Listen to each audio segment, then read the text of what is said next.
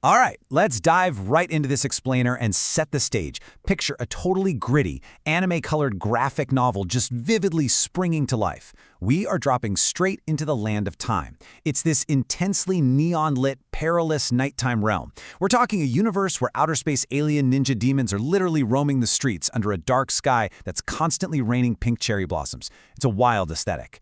And in this world, time isn't just, how you measure your day. It is physical currency, it's a weapon, and worst of all, it's a really heavy debt.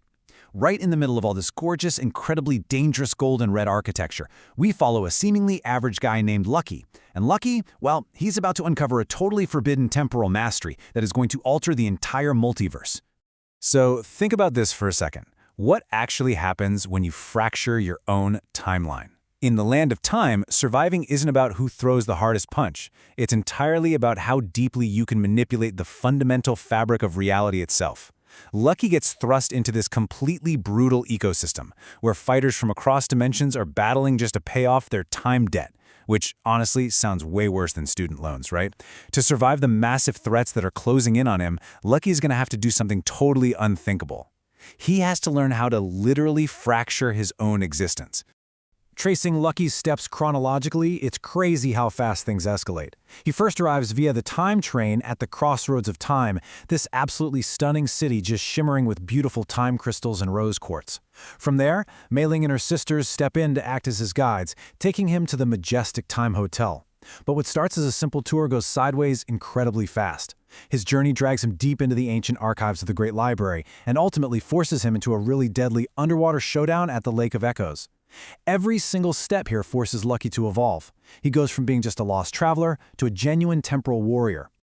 Okay, so the absolute game changer here. The only way to survive this world is Time Fu. This is definitely not your standard hand-to-hand combat. It is the jaw-dropping martial art of weaponizing time itself.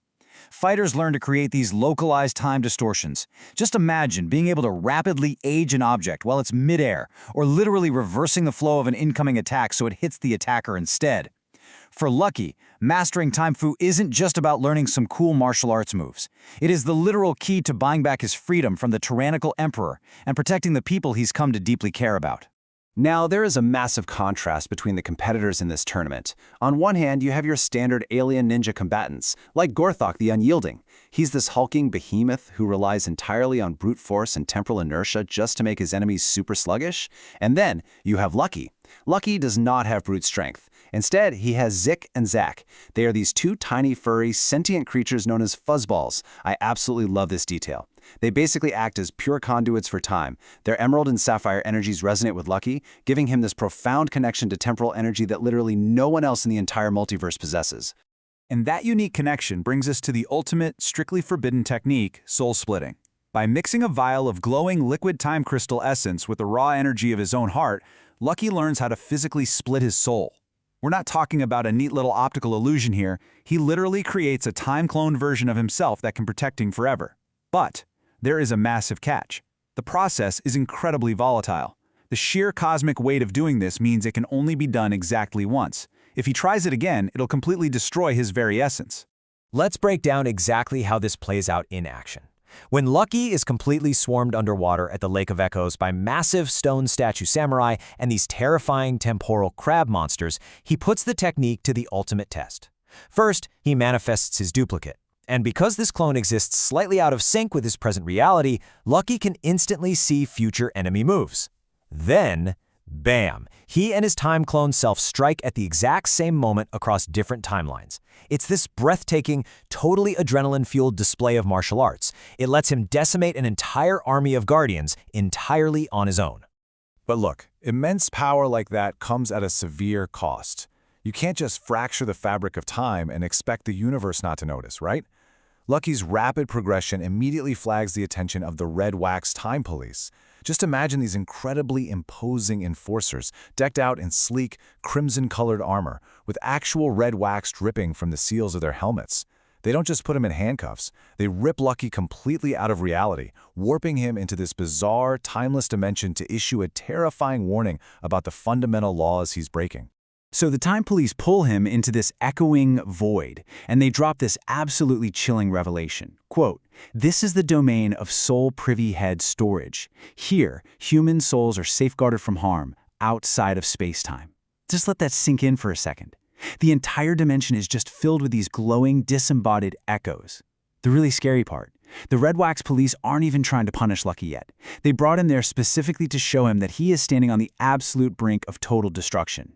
And the visions they show him of that destruction are truly horrifying. They make it clear that if Lucky abuses this soul-splitting power, if he fractures time without ultimate wisdom, timelines won't just bend, they will literally collapse right on top of each other. Reality will unravel like a pulled thread on a sweater. Entire worlds across the multiverse will be completely torn asunder. It's a hugely sobering realization for him. His ultimate one-time protective power is just a hair's breadth away from being the ultimate weapon of mass destruction. But the deepest shock comes when Lucky gets back to the tournament. He realizes a horrific truth. The entire competition? It's a massive, rigged conspiracy. It's a total facade set up by the tyrannical emperor and his calculating son, Lysander. They are actually using the tournament as a front for their pulsating time factory. They've been secretly harvesting the temporal energy of all the fighters to maintain their opulent gold and red architecture and to keep absolute control over the realm. Once he knows the truth, Lucky realizes he can't just play by their rules and win a rigged game. He has to completely dismantle the whole system. And the key to doing that lies in 3 ancient artifacts. These are the items he was originally tasked to find by the enigmatic Keeper. When he combines these 3 artifacts with his soul-splitting technique, it gives him his only real shot at challenging the Emperor, defeating Lysander's temporal causality manipulation, and finally restoring balance to the multiverse. This is where the gritty rebellion finally boils over. It's such an epic moment. His fierce ally, Lady Luna, declares, "The doors of the Time Factory are now open. We'll decide our own fate from here on out." It is a massive rallying cry. Using his time-cloned self to completely outmaneuver the Emperor's forces, Lucky and his allies shatter that oppressive gold and red architecture once and for all. They don't just win a martial arts fight, they literally liberate time itself. So Lucky actually achieves the impossible. He masters a totally forbidden art to protect himself and his friends in this crazy universe of alien ninjas and overwhelming time depths. But the weight of making that choice is staggering, and it leaves us with one incredible final thought to ponder. If you had the power to literally split your soul to rewrite your fate, would you risk unraveling the entire multiverse to do it? It's a fascinating dilemma about the ultimate price of mastery. Thanks so much for exploring the land of time with me.